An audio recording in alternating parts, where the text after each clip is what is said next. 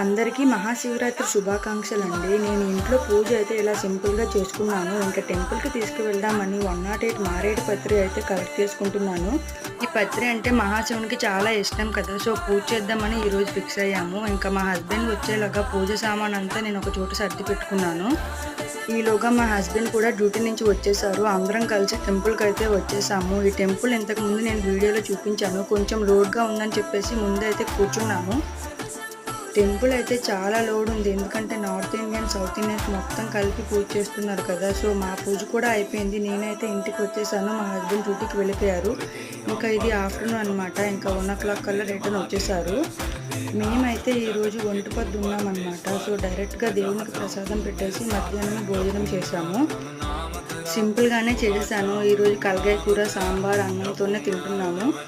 ఈ ఇయర్ శివరాత్రి అయితే మా ఆర్మీ క్వార్టర్స్‌లో ఇలా హ్యాపీగా జరిగిపోయింది. Thank you for